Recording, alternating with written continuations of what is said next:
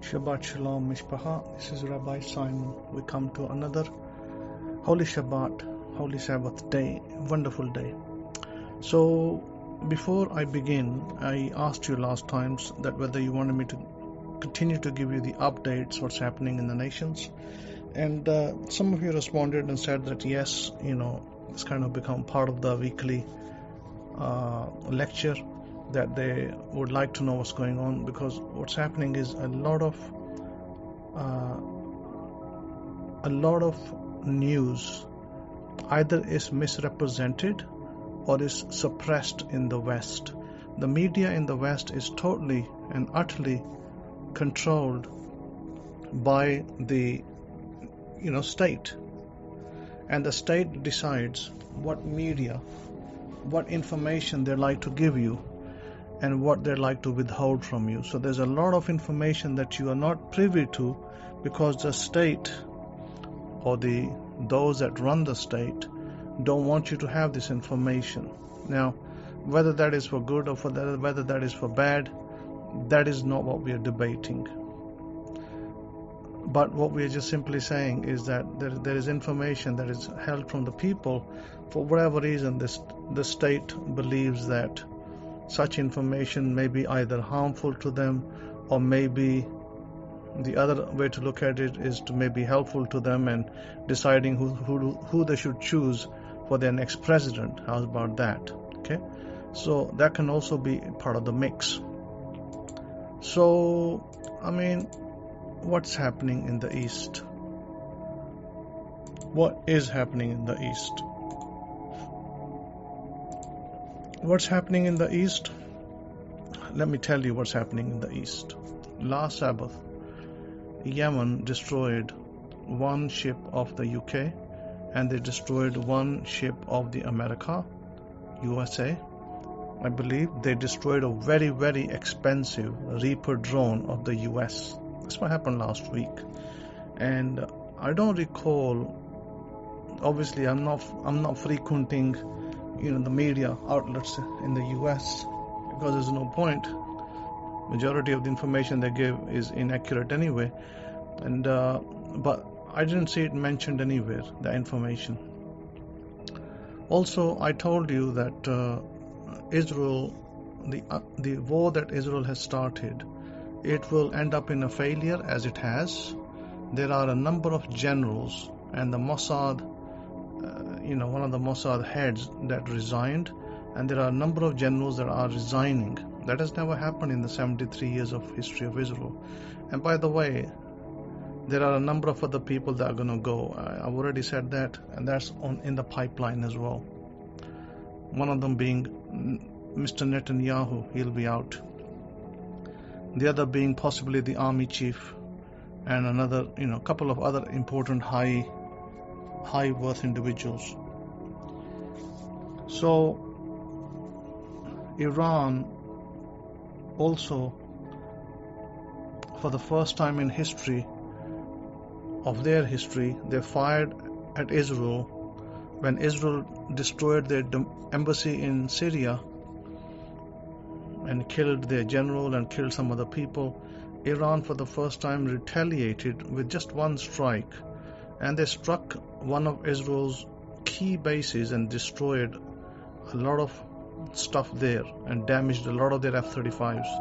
Of course, Israel did not, this wasn't broadcast in the news as you would accept, and neither did America, nor did anybody else, nor did UK, the so-called, powers that be, reported that in the news. And you may not know that UK troops are going to be patrolling Gaza. Now the question is, why would UK troops be patrolling Gaza? What are they going to do with it? Work that out for yourselves. And you know what's going to happen. Time will tell what's going to happen, but I'll tell you what's going to happen, but it's not going to be a good end for them. That's what's going to happen. UK is also facing election year, so their election year is going to happen this year, just same as the US. We're getting a new president, and I've already said that this present government is going to be out. New president's going to be in from the Republican Party. You know who it is. I don't need to broadcast it. Secondly,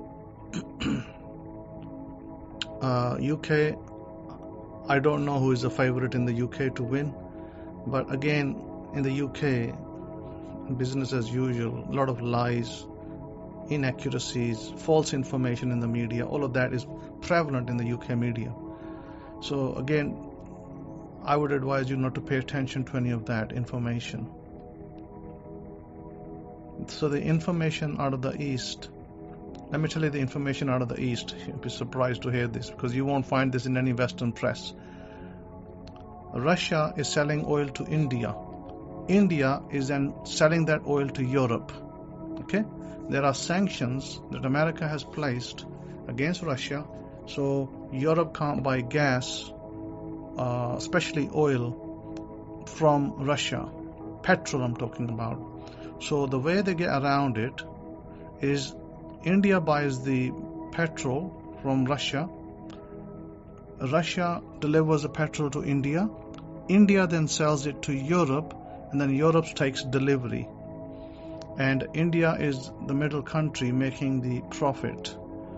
Of course, they're not selling it at the same price as Russia is selling to them, because Russia is selling to them cheaper.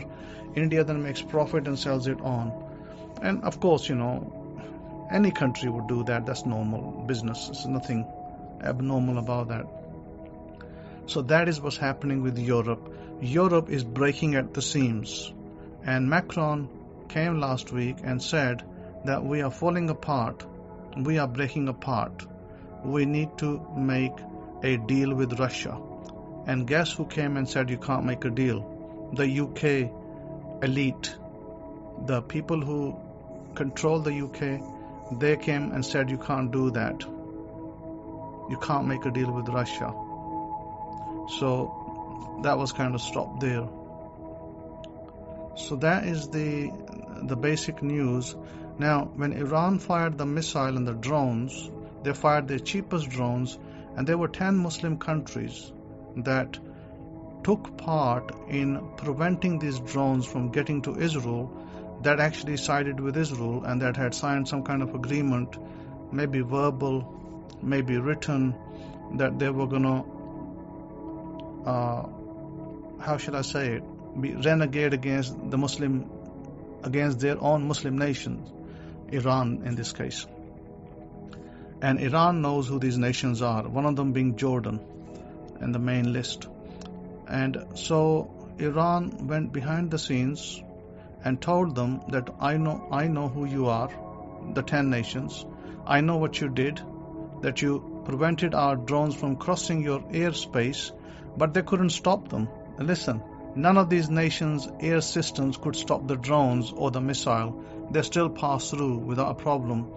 And so Iran told them, gave them a warning and said that if you do that again, we will, take it up against you. You will be our enemy. So that was that. So other than that, I think that is kind of the main thrust of the news. In America, I believe this week, Wednesday, is Federal Reserve meeting notes. And America, the Republic Bank has crashed out. Okay, I don't know if you heard that. You might have heard it. One of the banks has crashed out. Means that a lot of people would have lost their money, and some of these banks in America are how shall I say it? They are struggling to make ends meet because the interest rates are so high in America that they are affecting the bank's operations. So even though Federal Reserve keeps saying, we won't lower interest rate for this year, but you can bet your bottom dollar that come June, they're going to have to start lowering interest rates, because if banks start to fail in America, that's going to affect a lot of people. It's not good for the economy. It's not good for anybody. So that would mean that they would have to be forced to lower rates, because rates are abnormally raised against the people who, many of these people ended up having their homes possessed and repossessed, and also, their cars, their vehicles that they bought, they couldn't afford the loans any longer, so they were taken over. And now, we are not technically in a recession, but the situation is not great either. So, what's going to happen is, I suspect from June onwards, probably I would say that because the elections are later in the year, I think we're going to see at least a couple of rate cuts before the election in America. And Europe's already said that they're going to cut rates next. They already said it. They come out open and said, hey, we're going to cut rates, because Europe's situation is really bad. As I told you, the economic situation in Europe is quite bad. Because of this war that America dragged them into with Russia, that's affected Europe really negatively. And the result is in front of you. Those of you who live in Europe, you know the score, that your energy prices have gone sky through the roof. Your gas prices, your liquid, your natural gas prices are gone through the roof. Your electric bills have gone through the roof, and a lot of you are having to pay more than double the bills, and that affects people. So you all know that, okay? Now, that is the news. Now let's come to God. Listen, God has made a covenant with us, the house of Israel. A covenant is forever. Now, one thing I want to point out, and before I do, I'll take a sip of water.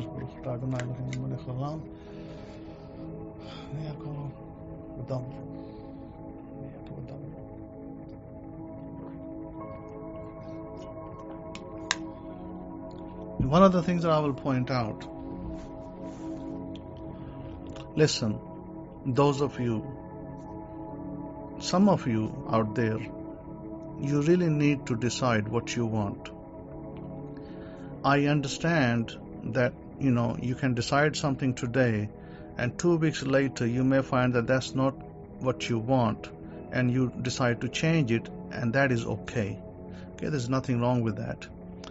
But what you mustn't do is continue to change. In other words, you decide something now, and 3 weeks later you've changed it, and then another 3 weeks later you changed it again. So how is God going to deliver to you anything if you continue to change and you're not stable? It means you're too forked. Your mind is too forked. It's not in one direction. You're not focused. You're not focused enough to get the desire, but you keep changing. With that, God cannot reward you, and God cannot give you what you want, because you keep changing. You must be, like I said, you can change one time, you can change 2 times, but you can't keep changing every month and keep changing your mind. So please decide what you want. If those of you seeking a career, decide your career, what's going to be, and stick to it. And those of you wanting a particular salary, sure, I'm not saying that there are not steps. Of course there are steps. Maybe your first salary might be, 50,000, maybe then it goes to 80,000, then it goes to 100, then it goes to 150, then it goes to 200. I understand the steps, and that's okay. And there's a bridge of incidence, and that's okay too. Like if you're asking for a $200,000 salary, maybe you'll get $120,000 salary, then 150, then 180, until you get to 200, and that's okay as well. There's nothing wrong with that. That's called bridge of incidence. That's step by step. But you got to keep your goal. If your goal is for a $200,000 salary, you must be resolute on your goal. If you're resolute on your goal, then even though there's bridge of incidence that, like I explained, maybe 100, 130, 150, 180, and that's okay. You got to accept that. But your end goal is resolute. Hey, I want this much. That's going to be my end salary. And same for the income. Same for the business. If those of you want a 6-figure business, you're resolute on it. That you want a 6-figure business. You're not going to keep changing. Okay, I'll be happy with the 4-figure. Oh, I'll be happy with the 5-figure. No, stick to your 6-figure and be resolute. You can go up but not come down. You want 7 figures, not 6, not 5 figures. So from 6 figures you can go to 7, but you can't come back to 5. Don't undersell yourself. Don't underestimate yourself. Don't underestimate your value. You are a valuable person. Remember that. You're chosen. You're not frozen. And God is with you. Now, those of you who are struggling for employment, one of the things I notice is a lot of the people are lackadaisical. They just sit there and they think a job is going to drop through the sky, through their roof into their bedroom. No, you have to do some work as well. You have to do something. And even though you may be doing affirmations, that's still you're doing something. That's work. And then, you follow through with whatever, action that you need to. Like if agencies contact you or you contact agencies, then you do that. But like there's always an action related to the work that you're doing. So continue to follow that.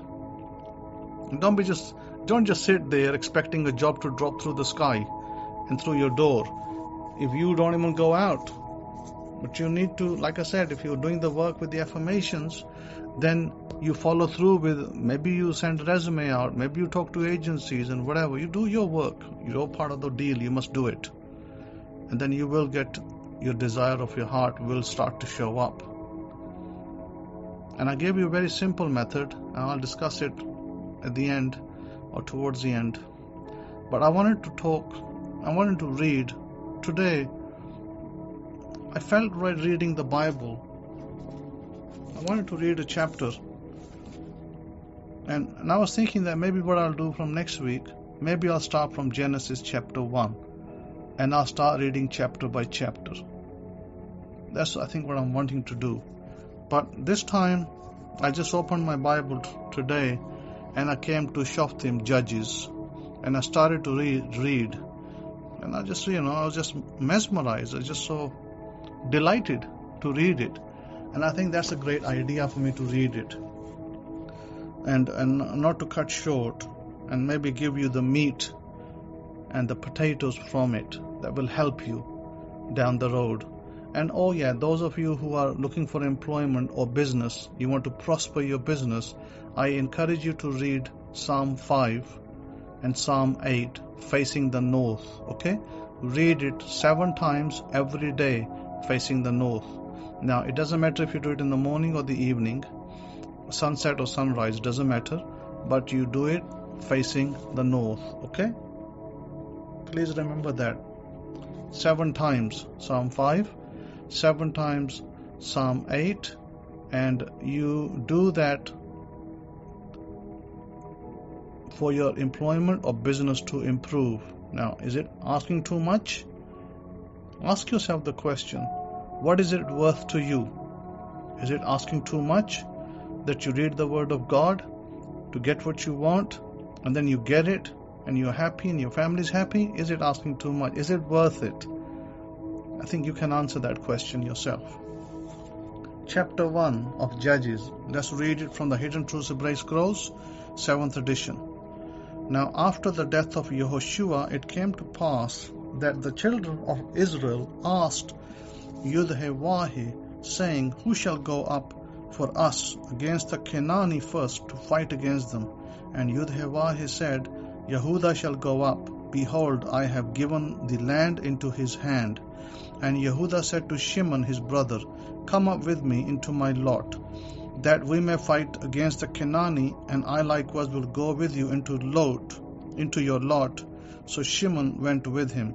Now, who are the Canaani? Canaani, or the Canaanites, are the people that lived in Israel before it was called the Canaanite land.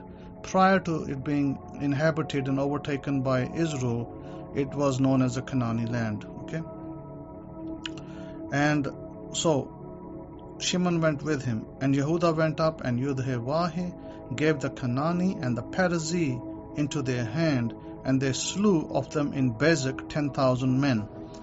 And they found Adonai Bezek in Bezek, and they fought against him, and they slew the Canaani and the Perizzite. And But Adonai-Bezek fled, and they pursued after him and caught him and cut off his thumbs and his great toes. By the way, this Adonai-Bezek was a very hard, vicious ruler. Okay, and you'll know from the next line I read. And it says, and Adonai-Bezek said, 70 kings having their thumbs and their toes cut off. Basically, he did the same thing to 70 kings. He was a ferocious, he was a ruthless, I should say, a ruthless ruler from the nations, from the Gentiles. And he cut off 70 kings' toes, their thumbs. And guess what happens to him eventually? Megad Kenegad Megad. Megad Kenegad Megad.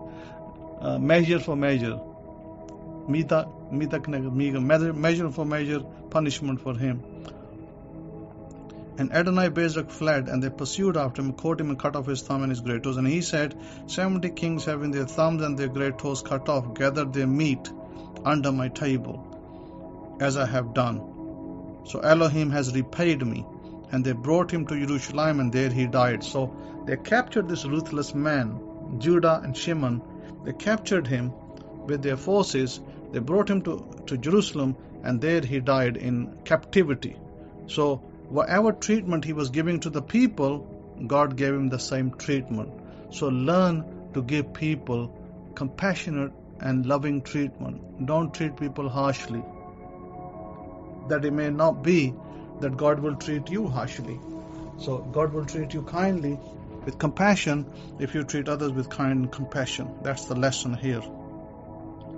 Okay, so it says, and the children of Yehudah had fought against Jerusalem and taken it, because remember the Jebusites were there, and smitten it with the edge of the sword, and set the city on fire.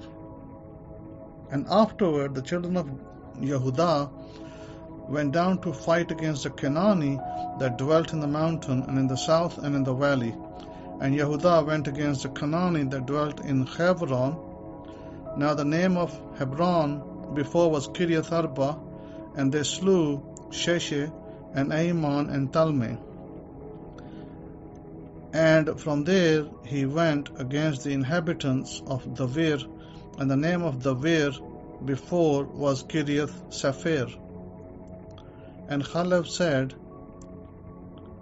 this is Caleb by the way, and Caleb, I call him Caleb, and Caleb said, he that smites Kiriath Sefer and takes it, to him will I give Aska my daughter to wife. And Othniel, the son of Kenaz, Caleb's younger brother, took it, and he gave him Aska his daughter to wife. And it came to pass, when she came to him, that she moved him to ask of her father a field, and she lighted off from her ass. We're not talking about the sitting one, but we're talking about the walking one, the donkey, described as AWS here. So lighted from off her AWS, and Caleb said to her, what is the matter? And she said to him, give me an increase, for you have given me a south land. Give me also springs of Maim, springs of water. And Caleb gave her the upper springs and the nether springs. And the children of Keni, Moshe's father-in-law, went up out of the city of Palm Etzim, these are the trees of palm, with the children of Yehudah into the wilderness of Yehudah, which lies in the south of Arad. And they went and dwelt among the people. By the way, this is the Tel Arad area. Okay? That's the area south. And Yehudah went with Shimon his brother, and they slew the Canaani that inhabited Zaphath, and utterly destroyed it. And the name of the city was called Hurma. And Yehudah took Aza. Aza means Gaza. Yehudah took Gaza with the coast there, and Ashkelon with the coast there, and Ekron with the coast there. And Yudhevah was with Yehudah, and he drove out the inhabitants of the mountain, but could not drive out the inhabitants of the valley, because they had chariots of iron. And they gave Hebron to Caleb, as Moshe said, and he expelled there the 3 sons of Anak. Anak, by the way, are the giants. And the children of Benjamin did not drive out the Yevusi, as the Jebusites, that inhabited Jerusalem, but the Yevusi dwelt with the children of Benjamin in Jerusalem to this day. And the house of Joseph, they also went up against Bethel, and Yudhewahe was with them. And the house of Joseph sent to spy out Bethel. Now the name of the city before was Luz. And the spies saw a man come forth out of the city, and they said to him, Please show us the entrance into the city, and we will show you loving kindness. And when he showed them the entrance into the city, they smote the city with the edge of the sword, but they let go the man and all his family. So the man that showed them the entrance, they gave him favor that they didn't kill him or his family. They let him go safely. Everybody else in the city, well, you heard what happened to them. And the man went into the land of the Hitti and built a city and called the name there Luz, which is the name there to this day. Neither did Manasseh drive out the inhabitants of Beth Shean and her towns, nor Tanakh and her towns, nor the inhabitants of Dor and her towns, nor the inhabitants of Iblim and her towns, nor the inhabitants of Megiddo and her towns, but the Canaanite who dwelt in that land. And it came to pass, when Israel was strong, that they put the Canaanite to compulsory labor, and did not utterly drive them out. Neither did Ephraim drive out the Canaanite that dwelt in Gezer, but the Canaanite dwelt in Gezer among them. Neither did Zebulun drive out the inhabitants of Kitron, nor the inhabitants of Nehalol, but the Canaanite dwelt among them, and became compulsory laborers. Neither did Asher drive out the inhabitants of Akko, nor the inhabitants of Sidon, nor of Ahlab, nor of Achzib, nor of Helba, and nor of Aphik, nor of Rechav. So, they couldn't drive any of those guys out. So let's see. Give me a moment. But the Asherites, who are the Asherites, by the way? The Asherites are the people who worshipped what's known as this goddess Asherah, and they worshipped these goddess under the trees and built poles to the goddess. But the Asherites dwelt among the Canaanite, the inhabitants of the land, for they did not drive them out. Neither did Naphtali drive out the inhabitants of Beth Shemesh, nor the inhabitants of Beth Anath, but he dwelt among the inhabitants of Beth Shemesh, and on Beth Anath became compulsory laborers to them. And the Amori forced the children of Dan into the mountain, for they would not permit them to come down to the valley. But the Amori would dwell in Mount Heres in Elon and Shalbim. Yet the hand of the house of Joseph prevailed, so that they became compulsory laborers. And the coast of the Amori was from the going up to Arabim, from the rock and upward. In chapter 2, and Malach Yudhewahe. By the way, this is a special angel of God, one of his faces, that Christians believe that this is Jesus. Okay? And Malach Yudhewahe came up from Gilgal to Bokim and said, I made you to go up of Mitzrayim, and have brought you to the land which I swore to your Avot. And I said, I will never break my covenant with you. Notice what I just read. I will never break my covenant with you. I will never break my covenant with you. Hey, God of Abraham told us, I will never break my covenant with you. So why you even think that God is forsaken you? And you shall make no covenant with the inhabitants of this land. You shall throw down their altars, but you have not obeyed my voice. And why have you done this? So these people had gone contrary to God and worshipped these false gods, Asherah poles, and Baalim, Baalim, the false gods. They had done the wrong thing. Wherefore I also said, I will not drive them out before you, but they shall be as thorns in your sides, and their powers shall be a snare to you. And it came to pass, when Malach Yudhewahe spoke these words to all the children of Israel, that the people lifted up their voice and wept. And they called the name of that place Bokim, and they sacrificed there to Yahoshua. And when Yahoshua had let the people go, the children of Israel went every man to his inheritance to possess the land, and the people served Yahoshua all the days of Yahoshua, as Yahoshua the son of Nun, and all the days of the elders that outlived Yahoshua, who had seen all the great works of Yahoshua that he did for Israel. And Yahoshua the son of Nun, the servant of Yahoshua, died, having 110 years old. So he was 110, then he passed on. That's Joshua. And they buried him in the border of his inheritance in Timnath-Heres, in the mount of Ephraim, and on the north side of the hill Gash. And also all that generation was gathered to their Ahavoth, to their fathers, and there arose another generation after them, which knew not Yahoshua, nor yet the works which he had done for Israel. And the children of Israel did evil in the sight of Yahoshua and served Baalim. And that's what I explained to you, they were serving false gods. Baalim, this is the deity of Ishtar, or as is known, Easter by the Romans. And, they did all their things in the past of rabbits and eggs, etc. Because I believe it's a festival of fertility. And they forsook Yahoshua, Elohim of their fathers, Ahavoth, who brought them out of the land of Mitzrayim, and followed other powers. Of the powers, other Elohim. Of the Elohim, of the powers, of the people that were around about them, and bowed themselves to them, and provoked Yahoshua to anger. And they forsook Yahoshua, and served Baal and Ashtaroth.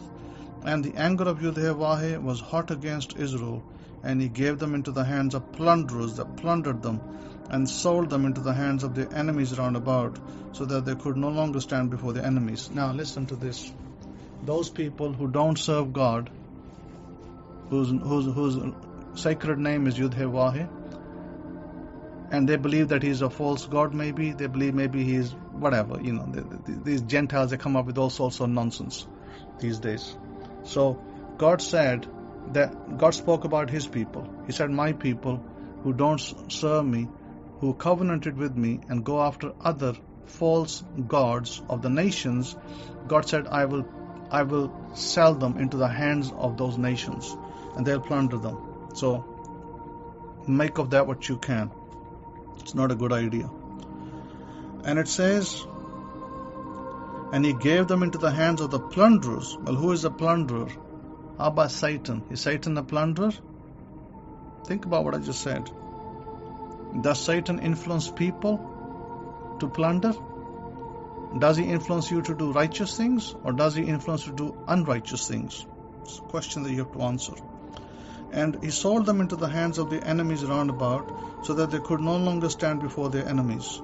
So where God had said that, you will chase 1,000, look what's happening here. 1,000 are chasing them, and they can't stand against the enemies.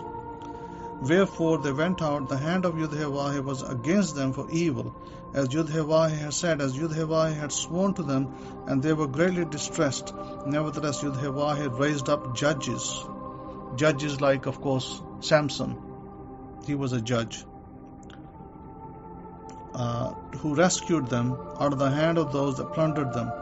And yet they would not hearken to their judges, but they went whoring after the powers. And also, by the way, Gideon was also a judge, and bowed themselves to them. They turned quickly out of the way which they Ahavoth their fathers walked in, obeying the commandments of Yahoshua, but they did not. And when Yahoshua raised up judges, then Yahoshua was with the judges, and rescued them out of the hand of their enemies all the days of the judges. For Yahoshua had compassion on their groanings by reason of them that oppressed them and vexed them. So the judges were righteous men, like Gideon, Samson. These were righteous men. And when they stood up, Samson was around for 20 years, by the way.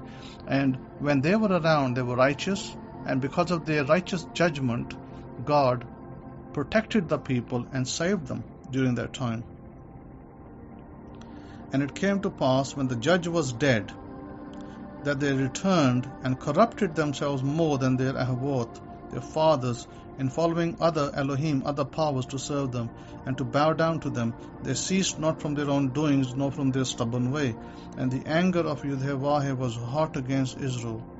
And he said, because this people had transgressed my covenant, which I commanded their Ahavoth, and have not listened to my voice, I also will not henceforth drive out any from before them of the nations which Yahoshua left when he died, that through them I may prove Israel, I may test Israel, whether they will keep the ways of Yahoshua to walk therein, as their Ahavoth, their fathers, did keep it, or not. Therefore Yahoshua left those nations without driving them out hastily, neither gave he them into the hands of Yahoshua. So, when we refuse to walk in God's covenant, I think this was a very interesting reading. I've read 2 chapters. I believe this is sufficient. I also want to read a little bit from the New Testament as well.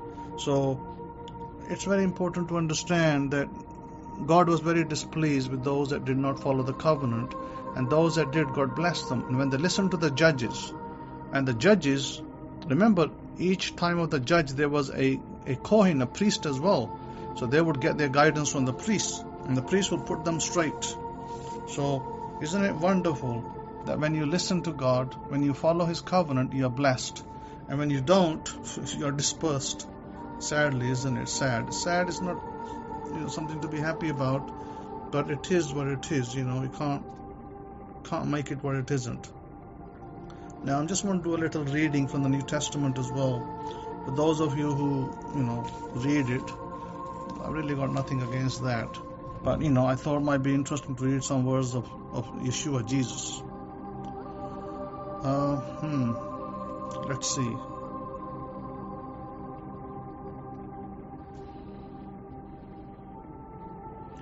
see. Let's go ahead. Let me pull up some interesting chapters here.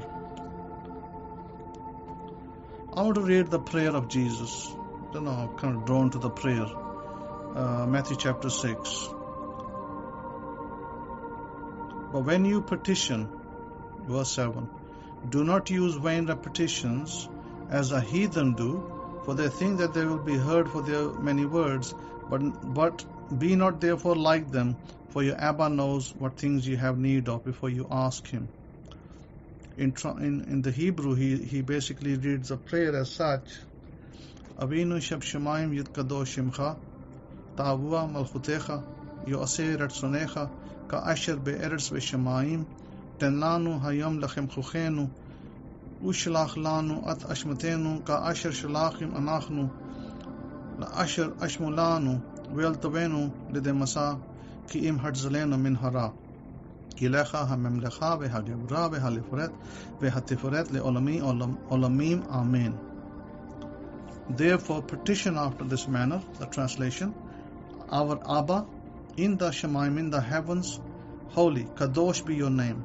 Your kingdom come, your will be done in earth as it is in the heavens, in the Shemaim. Give us this day our daily lachem, our daily bread. Forgive us our debts, as we forgive our debtors. Lead us not into trials, but rescue us from evil. For yours is the kingdom, and the power, and the glory forever. Amen. For if you forgive men their trespasses, your Abba in Shemaim will also forgive you. But if you not forgive their trespasses, neither will the Abba forgive your trespasses. Moreover, when you fast, be not sad-faced as the hypocrites, for they make their faces unattractive, that they may appear sad to men while fasting. Verily I say to you, they have their reward. But you, when you fast, anoint your head with oil, and wash your face, that you appear not to men to fast, but to your Abba, which is in secret, and your Abba, who sees in secret, shall reward you openly. So, and I want to go on to 6:33 of Matthew, but 31, let's start from 31. Therefore do not worry, saying, what shall we eat, or what shall we drink, or what shall we be clothed with? For after all these things do the unconverted seek. For your Abba in the Shemaim knows that you have need of all these things. But above all seek first the kingdom and His righteousness, and all these things shall be added to you. Take therefore no thought for tomorrow shall worry for itself. Today has enough troubles of its own. Do not judge, chapter 7, that you not be judged. For whatever standard you judge with, you shall be judged. The same, and with that measure you measure, it shall be measured to you the same. By the way, Jesus of Nazareth, Jesus, righteous man, prophet, rabbi, teacher, he taught Torah. Okay, this is Torah, by the way, that he taught.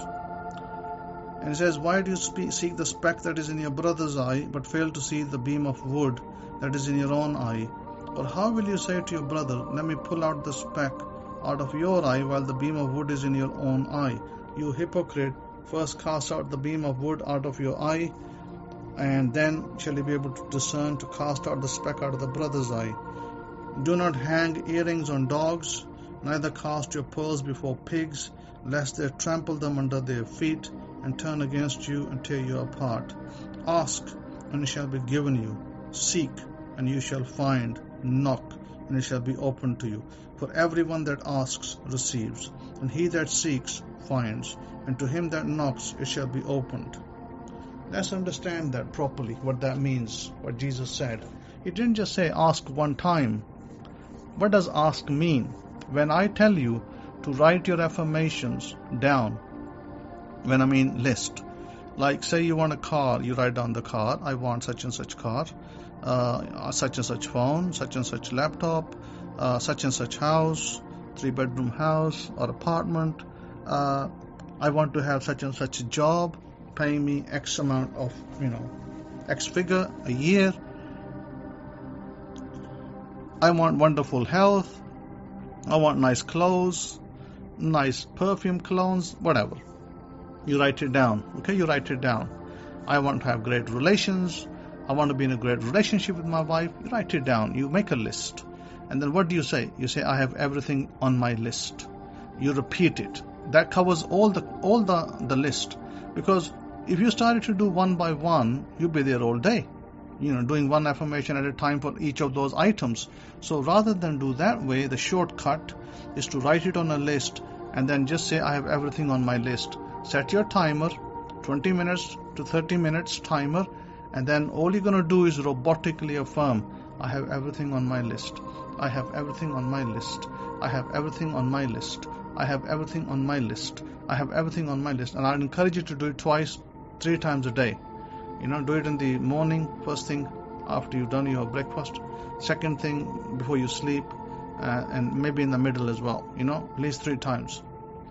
That will align you. This is what Jesus is saying. Jesus is not saying, ask one time and it'll be given. No, he's saying ask. Ask, knock. What's knocking? You continue to repeat. You continue to ask. You can continue to ask, continue to repeat, you will get it. So Jesus is saying it will be given to you. So, if you don't listen to my words, listen to Jesus' words. He even said that to you. And he's not talking about one-time asking. We don't ask one time. We will ask every day. We will ask every hour. We will ask till we get it. And you don't stop till you get it. You're so resolute. Like this is why I said to you earlier, be resolute about what you want. Be determined. Be ferocious about it. Be perseverance. You want perseverance, indomitable spirit. You need to have an indomitable spirit and perseverance, and you stick to it. You don't give up. Don't give up. Don't give up. Victory only comes to those that don't give up. And yes, people can go into business and they can, make a failure, and it's okay. They go to second business, make a failure, third business, and then the fourth one they go to, their success. There are numerous people in our world today that went through businesses and made failures, and then eventually they succeeded.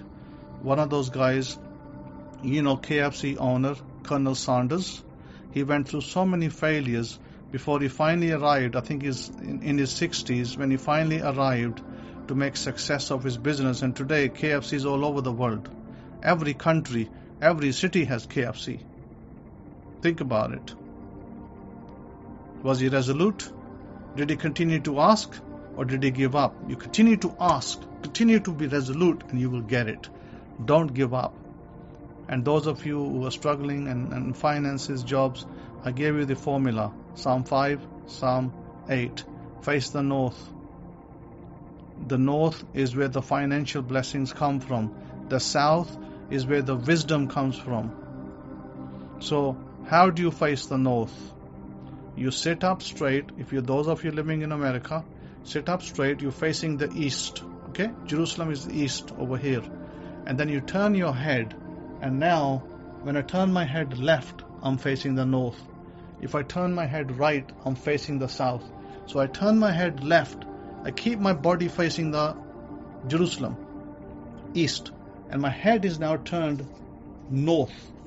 So when my head is turned north, I open my Bible. Because I don't need to read my laptop. I open my Bible. I have it. If you don't have the Bible, get it. Get the Hidden Truths Hebraic Scrolls. Get the Bible. Okay? That's what it's there for. And you get the Bible, and we go, and I will read it for you. And I will read it with you. Okay, I'm going to the book of Psalms. Psalm 5. I am exactly now sitting facing east, and I'm turning my head left. By the way, I'm actually doing it exactly as I'm teaching you. Give ear to my words, O Truths Hebraic. Consider my meditation. Hearken to the voice of my cry, my King and my power. I will pray to you. My voice you will hear in the morning, O Truths Hebraic. In the morning will I direct my prayers to you and will look up.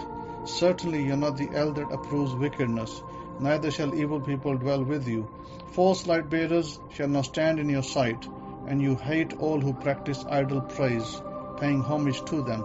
You shall destroy them that speak lies. Yahweh, Truths Hebraic, abhors the bloody and deceitful man. As for me, I will come into your house in the multitude of your loving kindness. In your fear I will pay homage towards your holy temple. Lead me, O Truths Hebraic, in your righteousness, because of my enemies. Make your way straight before my face. For there is no trustworthiness in their mouth. Their inner part is very wicked. Their throat is an open grave. They flatter with their tongue. Destroy them, O Elohim. Let them fall by their own counsels. Cast them out in the multitude of their sins, for they have rebelled against you. But let all those that put their trust in you, let them rejoice. Let them shout for joy, because you defend them. Let them also that love your name be joyful in you. For you, Truths Hebraic, will bless the righteous with favor and surround him as with a shield. That's Psalm 5, by the way. Let's do Psalm 8 as well. O Truths Hebraic, our Master, how excellent is your name in all the earth. You who has set your glory above the Shemaim, above the heavens. Out of the mouth of babies and infants you have founded strength, because of your enemies, that you might silence the enemy and the avenger. When I consider your Shemaim, your heavens, the work of your fingers, the moon and the stars which you have established, what is man that you are mindful of him, and the son of man that you visit him? For you have made him a little lower than the powers, that's the angels, by the way, and have crowned him with glory and respect. And verse 6. You made him to have dominion over the works of your hands. You have put all things under his feet, all sheep and oxen, yes, and the beasts of the field, the fowl of the air, and the fish of the sea, and whatsoever passes through the paths of the sea. O Truths Hebraic, our Master, how excellent is your name in all the earth. Baruch Hashem, may your name be praised forever and ever. Abba, thank you, thank you, thank you, thank you, thank you. This see how wonderful it is to read. And I will do that every week with you. I will pick up a reading from the chapters in the Torah. Like I said, I may start from Genesis 1 next week. And then I will also pick a reading. Probably I'll pick a reading from the prophets. I'll probably also pick a reading from the New Testament. So we get an all round. And you get an all round, information, knowledge, perspective, and you'll be blessed spiritually and you'll be blessed physically.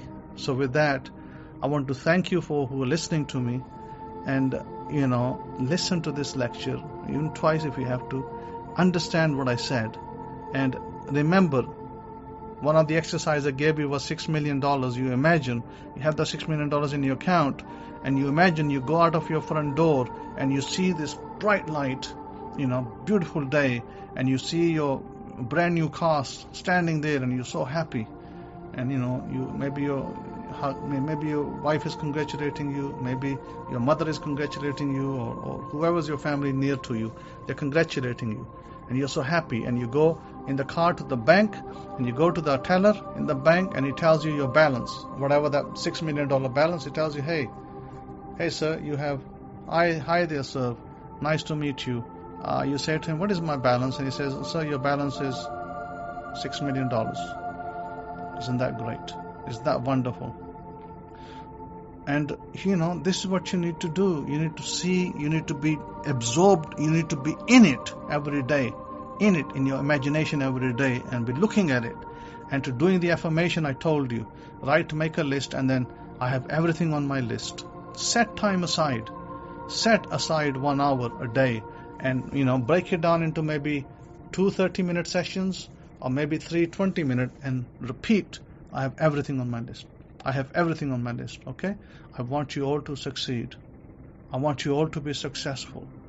Don't let this time govern you in terms of financial stress. This is not the end. This is your beginning. This is your time of your blessing. God said, I will bless you. I will make your name great, and you will be a blessing. I will make you a great nation. That promise to our father Abraham is also to you. Remember that. So don't let little things come in your way. Don't disappointments let them come in your way. They are only trials, only to strengthen you. Be strengthened. Hazak. God be with you. Bless you tremendously. With that, I'd like to thank you. Have a wonderful Sabbath, a wonderful week ahead. Shabbat Shalom. Shalom, Shalom. Oh, and one other thing before I go, I just remembered. We got the festival of Shavuot, the giving of the Torah coming up next month. So keep that in mind. It's a wonderful, wonderful time when God gave us the written words. He gave us the 10 Commandments. And Moses wrote down the Torah when he went to see God. And what an amazing time. So please remember that. I just remembered it. Oh yeah, today, being that we are so close to May. Well, not close to May. We are in May. And we are so close to our festival. So those of you who probably don't know, let me just double check. Give me a moment, and I'll pull up the calendar so I can tell you. Let me load up the calendar so I can give it to you. Oh, looks like Windows is rebooted. Come on, Windows, come back. Where are you? Okay, let me log into the system. Let's see. Calendar. Here it is. So yeah, we are gonna be in April now. May. And May. Let's see. Rosh Chodesh is 20th of May, and so Shavuot is 24th of May. So 24th of May and 25, mark that down. 24 and 25 is a Pentecost, Shavuot. No work on 24 according to the scriptures. And so there's a time of giving of the Torah. What a wonderful, blessed time, amazing time. So with that in mind, I'm going to say again to you, Shabbat Shalom, and thank you for listening. And yes, I'm also going to be, eventually, like I said, we're going to be moving towards Rumble, because I've just had enough of YouTube as well, blocking lectures or taking down lectures. There was a lecture of Kifa and me from 2021. I don't know what medical information Kifa gave. And do you know that they took down that lecture? YouTube just deleted it. Sent me a warning saying that, there was some information in there that is against our rules. Sure, you and your rules, they suck, like all the rest of you. So, the lies that you pertain to and the lies that you propagate, your rules are suck just like you. And God will reward you for those rules that you put in place. God will reward you, don't worry. You will get the penalty for it. So with that, have wonderful, wonderful Shabbat ahead. Shabbat Shalom to you. A wonderful week. And may God give guidance to these so-called YouTube people as well.